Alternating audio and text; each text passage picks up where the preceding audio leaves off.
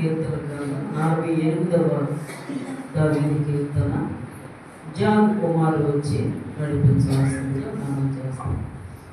మన దేవుని పట్టణమందు ఆయన పరిశుద్ధ పర్వతమందు యెహోవా గొప్పవాడును బహు కీర్తనీయుడై ఉన్నాడు.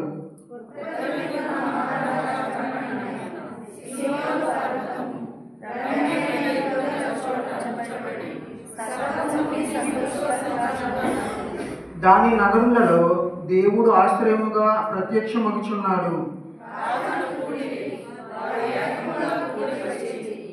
వారు దాన్ని చూచిన వెంటనే ఆశ్చర్యపడి భ్రమపడి త్వరగా వెళ్ళిపోయేది.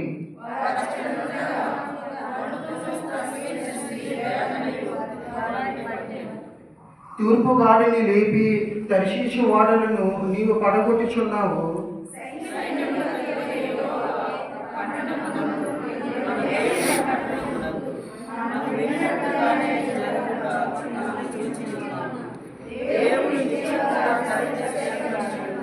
దేవా, మేము నీ ఆలయమునందు నీ కృపను ధ్యానించితిమి. దేవా, నీ నామము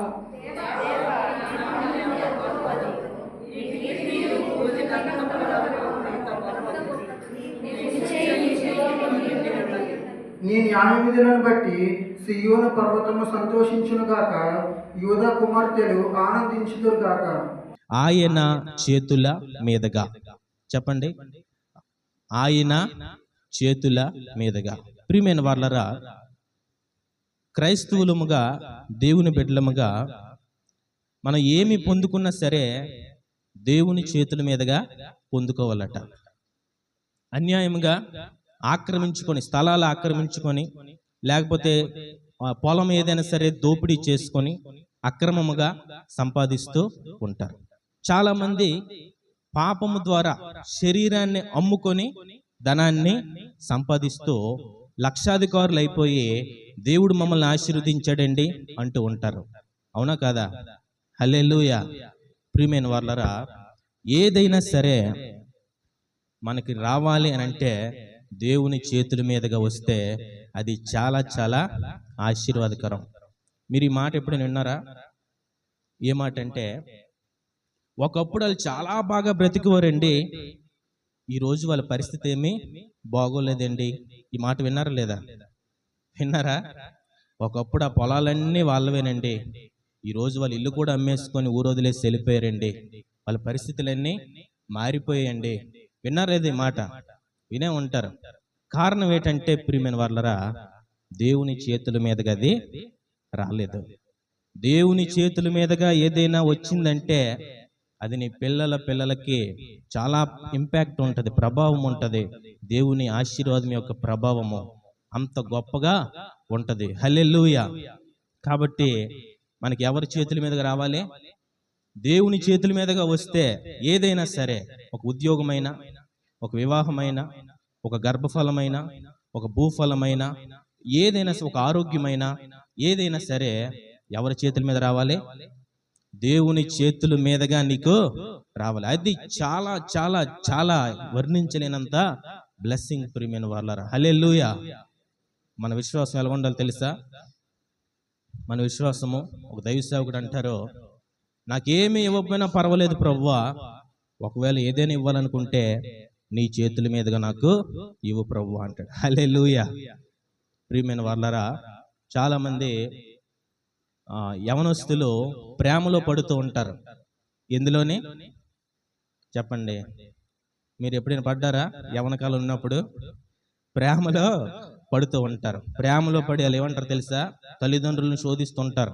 నాకు ఆ అమ్మాయినే పెళ్లి చేయండి, నాకు ఈ అబ్బాయినే పెళ్లి చేయండి అంటే అదేంటి? సొంత నిర్ణయమా కాదా? సొంత మార్గము.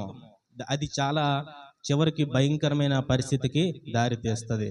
ఏ వివాహమైనా సరే నీ జీవితంలోనికి ఏదైనా రావాలంటే ఎవరి చేతుల మీద రావాలి? ఇప్పుడు ఒక కాంపిటీషన్ అయిందనుకోండి, ఒక యవనస్తుడు లేక యవనస్తురాలు బహుమతి గెలుచుకుంటే బహుమతి ఇచ్చే సమయంలో స్టేజ్ మీదకి పిలుస్తారు. పిలిచి ఒక దైవ సేవకులను లేకపోతే ఒక ఉన్నతాధికారి చేతుల మీదుగా ఆ బహుమతి ఇస్తారు. ఎందుకు ఇస్తారు? ఆయన చేతుల మీద ఎందుకు ఇస్తారు? ఎవరో ఒకరు ఇచ్చేవచ్చు కదా. ఎందుకు వాళ్ళ చేతుల మీద ఇస్తారంటే ఒక జ్ఞాపకముగా ఉంటుంది, ఆశీర్వాదకరముగా ఉంటుంది. హల్లెలూయా.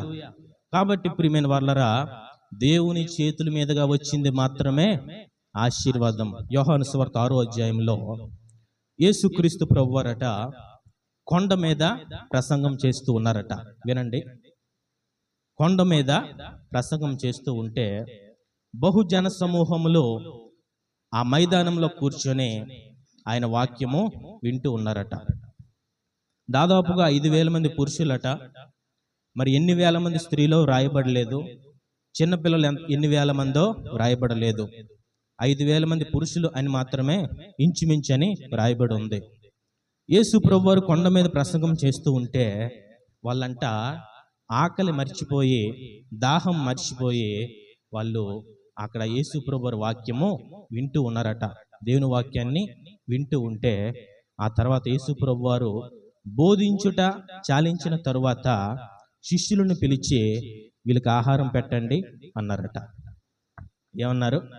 వీళ్ళకి ఆహారం పెట్టండి అంటే ఫిలిప్ అనేటటువంటి శిష్యుడు అంటున్నాడు, ప్రభువా వీళ్ళు ఎంతమంది ఉన్నారు తెలుసా? వీళ్ళు ఎంతమంది ఉన్నారు? 1,000 మంది ఉన్నారు. ఎంతమందికి ఇప్పుడు వంట చెయ్యాలా? ఎంతమందికి ఎస్టిమేషన్ వేయాలా?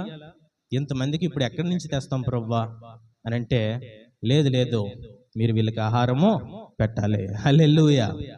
అయితే ప్రియమైన వారలారా, అయితే ఫిలిప్ అన్నాడు, వీళ్ళందరినీ గ్రామాలకు పంపించేద్దాం, ఊళ్ళకి పంపించేద్దాం, వాళ్ళ ఇంటి దగ్గర వాళ్ళు భోజనం చేస్తారు, మనం వీళ్ళకి ఆహారం పెట్టలేం ప్రభువా, చాలా ఖర్చు అవుతుంది, చాలా టైం అయిపోతుంది, ఎన్నో వంటలు, వంట మేస్త్రులు, సామాన్లు, చాలా పని ఉంటుంది, అప్పటికి వీళ్ళు ఆకలితో అలమటించిపోతారని అన్నారట.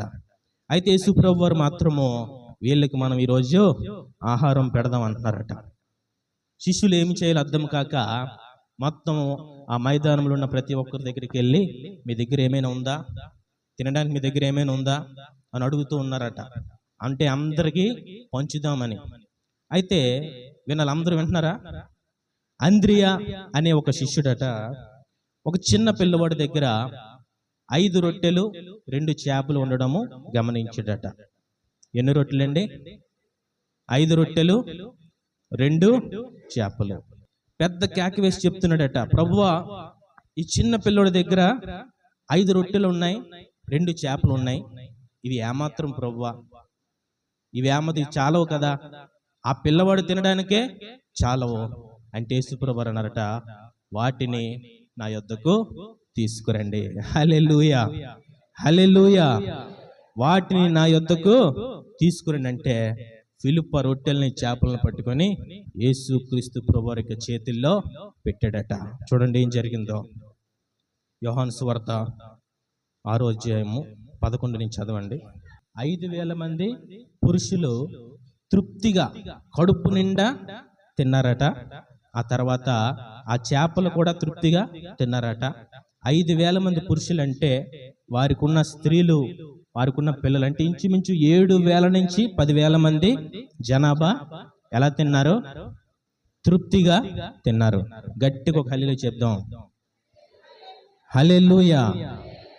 అయితే మనం ఆలోచించవలసిన విషయం ఏంటంటే 5 రొట్టెలు 2 చేపలు అన్ని వేల మందికి ఎలాగా పంచిపెట్టారు? 5 రొట్టెలు 2 చేపలు. అర్థమవుతుందా?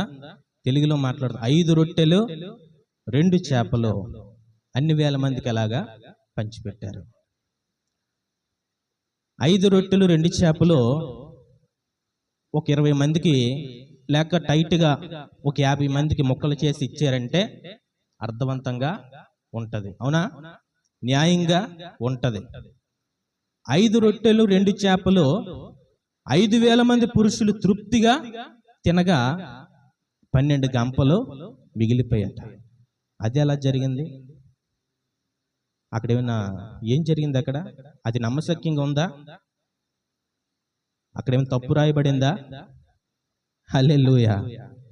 యేసు ఆ రొట్టెలు పట్టుకొని కృతజ్ఞతాస్తుతులు చెల్లించి వారి అంటే ఎవరి చేతుల మీదగా వెళ్ళిందండి? అది దేవుని చేతుల మీదగా ఇవ్వబడింది. ఎంత ఆశీర్వాదకరం చూసారా? మనుషులు ఏమనుకుంటారు తెలుసా?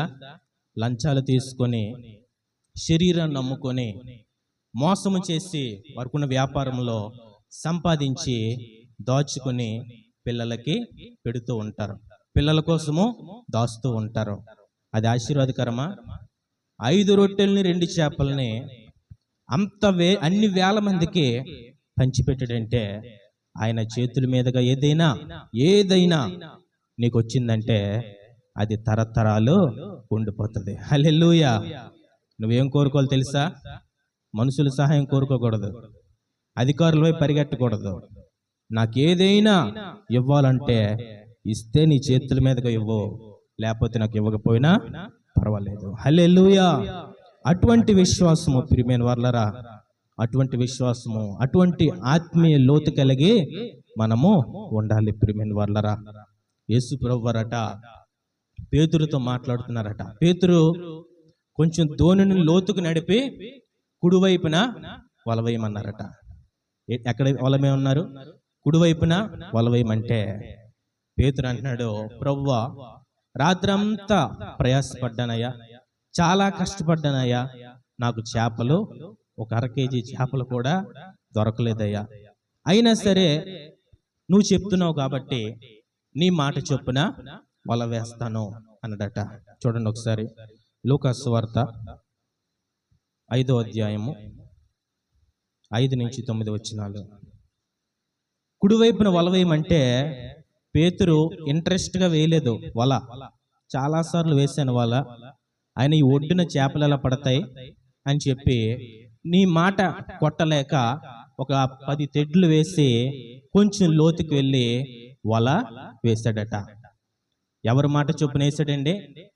యేసు ప్రభువారి మాట కొట్టలేక ఇలాగా మామూలుగా సరదాగా సునాయాసంగా ఏదో చెప్పారు కదా, మాట కొట్టలేక అని చెప్పి వల వేసాడట. హల్లెలూయా. వల వేస్తే వీడిమైతే వేసేసాడు కానీ లాగలేకపోతుండట. ఏండి, వల వేసేసాడు కానీ వల లాగలేకపోతున్నాడట.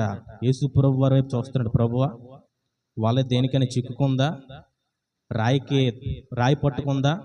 ముళ్ళకంపలు ఏమైనా చిక్కుకున్నాయా? వల లాగలేకపోతున్నాడట. ఏంటి ఒడ్డున ఏముందని చెప్పి గట్టిగా వల లాగుతుంటే వలలో మిలమిలమిలమిలాడిపోతున్నాయి. అంటే ఏంటివి? చేపలు. ప్రియమైన వారలారా, వల గట్టిగా లాగుతుంటే వల ఏమైపోతుందట? పినిగిపోతూ ఉంది, చిరిగిపోతుందట, వల తెగిపోతూ ఉందట. అయితే పక్కనున్న సహోదరులు కేకలు వేస్తున్నాడు రమ్మని. వాళ్ళు వచ్చారట ఒక దోణి మీద.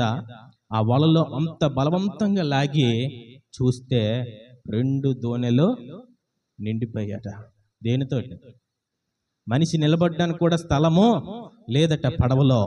2 దోణులు కూడా చేపలతో నిండిపోతే పేతురుకి అర్థమైపోయింది, ఇది మనుషులకి అసాధ్యము, ఇది ప్రకృతికి విరుద్ధమైనది, కానీ ఇది ఎలా సాధ్యమైంది? హల్లెలూయా. యేసు మోకాలు ఎదుట సాగిలి పడిపోయాడట పేతురు. ప్రవ్వా, నేను పాపిస్తోడిని అని విడిచిపెట్టి వెళ్ళిపో ప్రవ్వా అంటున్నాడు. ఎందుకంటే వారు ఆశ్చర్యపోతూ ఉన్నారట, విస్మయము చెందుతూ ఉన్నారట. 2 దోణులు నిండిపోయేటంత చేపలు ఎలా పడ్డాయి? ఎవరిచ్చారు? ఎవరి చేతుల మీదుగా ఆ కార్యము జరిగిందండి? ప్రియమైన వారలారా, దేవుని చేతుల మీదుగా ఏదైనా నీకు వస్తే అది ఎలా ఉంటది?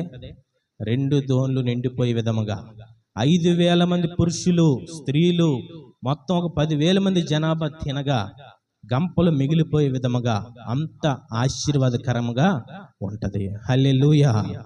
కాబట్టి మనం దేవుని యొక్క ఆశీర్వాదం కొరకు చాలా చాలా భయభక్తులు కలిగి ఉండాలి ప్రియమైన వారలారా. దేవుని ఆశీర్వాదం మన మీద లేకపోతే ఏం జరుగుతుందో నేను చివరిలో చెప్తానని చెప్పాను. అయితే ప్రియమైన వారలారా, దేవుని చేతుల మీదుగా ఏదైనా పొందుకున్నట్లయితే అది ఎలా ఉంటది? చాలా ఆశీర్వాదకరముగా ఉంటది. అందరం ఒకసారి హల్లెలూయా చెప్తాం. దేవుని చేతుల మీదుగా పొందుకున్నది ఆశీర్వాదకరముగా ఉంటదట. రెండవది, జాగ్రత్తగా ఆలోచించండి, దేవుని చేతులకి అప్పగించినది మనకి విజయాన్ని సమకూరుస్తుందట. అర్థమవుతుందా? అర్థమవుతుందా? దేవుని చేతుల మీదుగా పొందుకున్నది ఆశీర్వాదకర ఎలాగుంటది? నా గిన్నె నిండి పొర్లుచున్నది అంటాడు దావీదు. అంత ఆశీర్వాదకరంగా ఉంటదట. దేవుని చేతికి అప్పగించినది మనకి విజయాన్ని ఇస్తుందట. చాలా మంది ప్రియమైన వాళ్ళరా నేటి దినాల్లో నటిస్తూ ఉన్నారట. తెలుసా? బయటికి సంతోషంగా ఉన్నట్లు పక్క ఇంటి వాళ్ళకి తెలిసిపోద్దేమో, ఎదురింటి వాళ్ళకి తెలిసిపోద్ది. బయటికి సంతోషంగా ఉన్నట్టు నటిస్తున్నారు కానీ లోపల చాలా గందరగోళంతో, వేదనతో, కన్నీటితో, దుఃఖంతో మనిషి యొక్క హృదయము నిండిపోయింది ప్రియమైన వాళ్ళరా. అయితే క్రైస్తవులముగా, దేవుని ఎరిగిన బిడ్డలముగా మనం తెలుసుకోవాల్సింది ఏంటంటే, మన కష్టాన్ని, మన దుఃఖాన్ని జాగ్రత్తగా వినాలి. మన బాధలని, మన ఇరుకులని, మన కన్నీటిని ఎవరికి అప్పగించాలి? మన పనుల భారం ఎవరి మీద వేయాలి? దేవుని మీద మాత్రమే మనము ఆధారపడాలి ప్రియమైన వాళ్ళరా. దేవుని చేతికి ఒకసారి అప్పగించి చూడండి విశ్వాసముతో, ఎంత గొప్ప విజయము పొందుకుంటారు అర్థమవుతుంది. దేవుని చేతికి మనం ఒక విషయం విశ్వాసముతో మన యొక్క బాధని అప్పగించినట్లయితే దాని యొక్క ఫలము అద్భుతముగా ఉంటది ప్రియమైన వాళ్ళారు. చూడండి, హన్నా ఏలీతో మాట్లాడుతుంది. 1 సమూయేలు గ్రంథము 1వ అధ్యాయము 26 నుంచి 28 వచనాలు. ఇక్కడ హన్నా అంటుంది, వాడు బ్రతుకు దినములంతా కూడా వాడు యెహోవాకు ప్రతిష్ఠుడు అని అంటూ ఉంది ప్రియమైన వాళ్ళారా. ఎంత సమర్పణ ఉంటే అంత గొప్ప కార్యము చేస్తుంది ప్రియమైన వాళ్ళారా. కన్న కుమారుడిని, చిన్న బాలుడైన సమూయేలుని దేవుని సన్నిధిలో విడిచిపెట్టి వెళ్ళిపోతుంది హన్నా. చాలా గొప్ప సమర్పణ. మనం కానుకేయాలంటే 10 సార్లు 100 సార్లు ఆలోచన చేస్తాం. అలాంటిది కన్న లేక పుట్టిన ఆ చిన్న బాలుడైన మంచి మనస్సు, మంచి హృదయం కలిగినటువంటి, ఇంకా లేత మాటలు, అమ్మ నాన్నని చిన్న చిన్న మాటలు మాట్లాడుతున్న ఆ చంటి బిడ్డని దేవుని చేతులకు అప్పగించి వెళ్ళిపోతూ ఉంది ప్రియమైన వాళ్ళరా. అందరూ కూడా అడుగుతూ ఉన్నారట అన్నాని, అన్నా నీ కుమారుడిని ఎందుకు వదిలేసావు? నీ కుమారుడిని ఎందుకు ఆ ఏలీకి అప్పగించావు? చిన్నపిల్లడు కదా, యవనస్తుడైన తర్వాత ఇవ్వచ్చు కదా అంటే, అప్పుడు హన్నా అంటుంది, వాడు నా చేతుల మీదుగా పెరగడం నాకు ఇష్టం లేదు. ఎవరి చేతుల మీదుగా పెరగాలి? దేవుని చేతుల మీదుగా పెరగాలి. సమూయేలుకి జీవితం ఎలాగుందండి? సమూయేలుకి జీవితం ఎలాగుంది? సమూయేలు పెద్దవాడైన తర్వాత గొప్ప బలమైన అభిషేకముతో, దేవుని బలమైన ఆత్మతో నింపబడి ఉన్నాడు. దేవుని యొక్క సమాచారం మనుషులకి అందజేస్తూ ఉన్నాడు. దేశంలో ఉన్న రాజుకున్న విలువ కంటే ఇంకా ఎక్కువ విలువ కలిగి ఉన్నాడు ప్రియమైన వాళ్ళరా. రాజుల్ని అభిషేకించేటటువంటి గొప్ప వ్యక్తిగా ఎదిగి ఉన్నాడు. కారణం ఏంటంటే, హన్నా, తన తల్లి అయిన హన్నా చిన్న వయసులోనే సమూయేలుని ఎవరి చేతికి ఇచ్చింది? దేవుని చేతికి అప్పగించింది. మనం ఏం చేస్తాం? దేవుని చేతికి అప్పగించాం, కనీసం 30 నిమిషాలు ప్రార్థనే చేయట్లేదు. దేవుని చేతికి అప్పగించము, బరువంతా మన మీద వేసుకొని హృదయం అంతా బాధతో, కన్నీటితో, బయటికి మాత్రం పక్క నవ్వుతాం, కానీ లోపలంతా కూడా విషాదము, విచారము, కృంగిదల, భయము, ఆందోళన, ఏమైపోతుందో, ఏం జరగబోతుందో ఇవన్నీ పెట్టుకుంటాం ప్రియమైన వాళ్ళారా. కాబట్టి మనం ఎవరికట దేవుని చేతుల మీదుగా వచ్చింది చాలా ఆశీర్వాదకరమైనది. దేవుని చేతికి అప్పగించినది చాలా విజయాన్ని మనకి సమకూరుస్తుందట. గొలియాతు అంటున్నాడు, నేను కుక్కను అనుకుంటున్నావా? నా మీద కర్ర పట్టుకొని వస్తున్నావు అంటున్నాడు. ఎవరితోటి? దావీదుతో అంటున్నాడు. ఏమంటున్నాడు? నేను కుక్కను అనుకుంటున్నావేంట్రా, కర్ర పట్టుకొని వస్తున్నావేంటి అనేసి అన్నాడట. అయితే దావీదు అంటున్నాడు, నేను కర్ర పట్టుకొని రావడం కాదు, నా వెనకాతల నాకు బ్యాక్గ్రౌండ్ ఉంది అన్నాడట. హల్లెలూయా. ఏముంది నా వెనకాతల? నేను ఎర్రగా, సుందరంగా, అందంగా ఉన్నాను, లేత వయసుకుంటున్నా అనుకుంటున్నావేమో, నా వెనకాతల బ్యాక్గ్రౌండ్ ఉంది. ఏది నీ బ్యాక్గ్రౌండ్? ఏది నీ బంధువులు ఉన్నారా, నీ సైన్యం ఉన్నారా, వాళ్ళందరూ భయపడిపోతున్నారంటే నాకున్న బ్యాక్గ్రౌండ్ అది కాదు. నా వెనక ఉన్న బ్యాక్గ్రౌండ్ నువ్వు చూస్తే నీ స్పృహ తప్పి పడిపోతావు. హల్లెలూయా. చూడండి, దావీదు మాట్లాడుతున్నాడు. మొదటి సమూయేలు గ్రంథము 17వ అధ్యాయము 45 నుంచి 47 వచనాలు. దావీదు ఏమంటున్నాడండి, నువ్వు కత్తి పట్టుకొని డాలు పట్టుకొని నీకున్న ఆ బలముతో, నీకున్న ఎత్తుతో, వెడల్పుతో నా మీదకి వస్తున్నావు, కానీ నేను ఎవరి పక్షం వస్తున్నాను తెలుసా? నువ్వు ఎవరినైతే శపిస్తున్నావో కొన్ని రోజులుగా, నువ్వు ఎవరినైతే దూషిస్తున్నావో, తృణీకరిస్తున్నావో, ఆ జీవము గల దేవుని యొక్క నామములో నీ మీదకి వస్తున్నాను అన్నాడట. యుద్ధము ఎవరిదట? ఎవరికి అప్పగించాడు? ఎవరి చేతులకి అప్పగించాడు? దేవుని చేతులకి అప్పగించాడు. అక్కడ వాస్తవంగా జరగవలసింది ఏంటంటే, గొలియాతు ఎడం చేత్తో పడేయమని కొడితే దావీదు స్పృహ తప్పి కిందన పడిపోవాలి. అంతేనా? అంతేనా కాదా? అది జరగవలసిందే. కానీ ప్రియమైన వర్లరా, అక్కడ జరిగింది ఏంటంటే, ఒక చిన్న గులకరాయితో చెట్టులాగా పడిపోయాడట గొలియాతు, నుదుటిన తాకితే. దావీదు గొలియాతు కంటే బలాఢ్యుడి అట. గొలియాతు దగ్గరికి వెళ్ళి గొలియాతు మీదకి ఎక్కి వాని కత్తితోనే వాడి ఆ మెడ నరికి ఆ తలని ఇశ్రాయేలీల వైపు చూపించేటట. హల్లెలూయా. ఎలా జరిగిందండి? దేవుని చేతులకి అప్పగించినది ఖచ్చితంగా విశ్వాసముతో, మామూలుగా కాదు.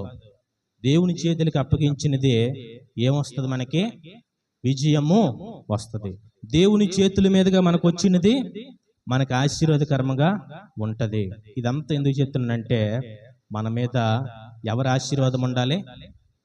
ఎవరి ఆశీర్వాదం ఉండాలి? దేవుని ఆశీర్వాదము ఉండాలి. ప్రియమైన వారలారా, మనం బ్రతికుంటుండగా దేవుని ఆశీర్వాదం ఖచ్చితంగా మన తల మీద ఉండాలి. దేవుని ఆశీర్వాదం మన మీద లేకపోతే ఏమవుతుందో తెలుసా? ఎంత భయంకరమైన విషయం తెలుసా? మత్తయి సువార్త 25వ అధ్యాయము 31 నుంచి 34 వచనాలు. ఇక్కడ యేసుక్రీస్తు ప్రభువారట తీర్పు దినమందు ధవల సింహాసనం మీద ఆసీనుడై ఉన్నప్పుడట, అక్కడ జరిగినటువంటి విషయం ఏంటంటే, గొల్లవాడు గొర్రెల మందల నుంచి మేకలను వేరుపరిచినట్లు ఆశీర్వదింపబడిన వారందరూ ఒక పక్కకు వస్తారట, శపించబడిన వారందరూ ఓ పక్కకు వస్తారట. వినబడుతుందండి? వినబడుతుందా? చాలా జాగ్రత్తగా వినాలి. భూమి మీద బ్రతుకున్నప్పుడు ఎవరి తల మీద అయితే దేవుని ఆశీర్వాదం ఉందో వారందరూ ఒక పక్కకి వస్తారట. అక్కడ ఏమని రాయబడిందో తెలుసా? నా తండ్రి చేత ఆశీర్వదింపబడిన వారులారా రండి, లోకము పుట్టినది మొదలుకొని మీ కొరకు సిద్ధపరచబడిన రాజ్యమును స్వతంత్రించుకొనుడి. హల్లెలూయా. ఎవరిది పరలోక రాజ్యము? చెప్పండి. ఎవరి తల మీద అయితే దేవుని ఆశీర్వాదం ఉంటుందో వారిదే దేవుని రాజ్యము. హల్లెలూయా. చూడండి, అదే అధ్యాయం 41 వచనము. కుడివైపునున్న గొర్రెలతో, నీతిమంతులతో ఎవరైతే దేవుని ఆశీర్వాదాన్ని పొందుకున్నారో వారితో దేవుడు అంటారట, నేనన్నది కాదు, నా తండ్రి చేత. హల్లెలూయా. ఉందా? నీ తండ్రి చేత నువ్వు నా తండ్రి చేత నేను ఆశీర్వపడుతున్నాను అనే గ్యారంటీ, నమ్మకం నాకు ఉంది. నీకు ఉందా లేదా? నా తండ్రి చేత ఆశీర్వదింపబడిన వారులారా రండి, మీ కొరకు ఒక బంగారు లోకము సిద్ధముగా ఉన్నది. కుడివైపునున్న గొర్రెలతో, నీతిమంతులతో, ఆశీర్వదింపబడిన వారితో దేవుడు మాట్లాడుతున్నాడట. ఎడం వైపునున్న మేకలతో, అంటే అవినీతి పరులతో, మోసము చేసి, అక్రమము చేసి, శరీరాన్ని నమ్ముకొని పాపములు సంపాదించినటువంటి ఆ మేకలతో మాట్లాడుతున్నాడట. శపితమైన వారితో మాట్లాడుతున్నాడు. ఏమని మాట్లాడుతున్నాడు తెలుసా? అపవాదికిని వాడి అనుచరులకు సిద్ధపరచబడిన ఆ నిత్య అగ్నిలోనికి పొండి, వెళ్ళిపోండి అని మాట్లాడుతున్నాడట. అంటే దేవుని ఆశీర్వాదము విలువైనదా కాదా? విలువైనదా కాదా? ఎంత ఆస్తిపరుడండి యాకోబు. 2 సమూహములు చేతికర్రతో ఈ వాగు దాటాను, కానీ అట్నుండి వచ్చేసరికి 2 సమూహములుగా నేను మారిపోయాను. అంత కోటీశ్వరుడు, అన్ని వందల మందలు కలిగినటువంటి వాడు, నువ్వు ఆశీర్వదిస్తే కానీ నేను నిన్ను వదలను అంటున్నాడు. కారణం ఏంటి? ఆయన ఆశీర్వాదం లేకపోతే లోకమే మారిపోతుంది. హల్లెలూయా! లోకమే మారిపోతుంది. చాలా జాగ్రత్తగా మన జీవితము జీవించాలి ప్రియమైన వారలారా. నువ్వు గమనించుకోవాలి, నన్ను ఏది వెంబడిస్తుంది, ఆశీర్వాదంలో ఉన్నానా శాపంలో ఉన్నానా అనేది గమనించుకోవాలి ప్రియమైన వారలారా. అయితే లోకంలో చాలా ధనవంతులు ఉన్నారు, కోటీశ్వరులు ఉన్నారు, సినిమా యాక్టర్లని, క్రికెటర్స్ అని, రాజకీయ నాయకులని, వందల వేల కోట్ల ఆస్తిపరులు ఉన్నారు. వాళ్ళందరూ కూడా మేకల వైపు ఉంటారా, గొర్రెల వైపు ఉంటారా? మేకల సమూహంలో ఉంటారు ప్రియమైన వాళ్ళరా. సూది బెజ్జంలో ఒంటి దూరుతుందా, చేమే దూరదేమో. కాబట్టి మనం చాలా జాగ్రత్తగా గమనించుకోలేదంటే, దేవుని యందు భయభక్తులు కలిగి ఉంటే దేవుడు నిన్ను ఆశీర్వదిస్తాడు. ఆశీర్వాదము నీ మీద లేదంటే నీ మీద శాపము ఉంది. ఒక దైవ సేవకుడు అంటాడు, శాపములో ఉన్నటువంటి వ్యక్తికట ప్రతిదీ కూడా దగ్గరకు వచ్చి చేతికందే లోపది పోతూ ఉంటదట. తెలుసా మీకు? శాపములో ఉన్న వ్యక్తి గురించి నేను మాట్లాడుతున్నాను. శపితమైన వ్యక్తి కట దగ్గరకు వచ్చి అందేసింది అనే లోపు అది మాయమైపోతూ ఉంటదట. ఆశీర్వాదంలో ఉన్న వ్యక్తి కట చాలా తేలికగా విస్తారమైన ఆశీర్వాదం వస్తుంది. ఒక్క విత్తనం వేస్తే 100% పంట కోసుకున్నాడట. ఎవరు? ఇస్సాకు. అర్థమవుతుందండి? ఆశీర్వాదంలో అంటే తక్కువ శ్రమ ఉంటది, ఎక్కువ ప్రతిఫలం ఉంటది. శాపం అంటే చాలా కష్టపడి కడతావు కానీ ఆ యొక్క గాలి వచ్చి ఆ తుఫాను వచ్చేసరికి ఆ ఇల్లు కూలబడిపోతుంది ప్రియమైన వాళ్ళారు. కాబట్టి ఈరోజు నేను ముందే చెప్పాను, ఏమని? ప్రభువా, నాకు ఏది ఇవ్వకపోయినా పర్వాలేదు, నాకు ఏదైనా ఇవ్వాలనుకుంటే నీ చేతుల మీదుగా నాకు ఇవ్వు ప్రభువా. హల్లెలూయా.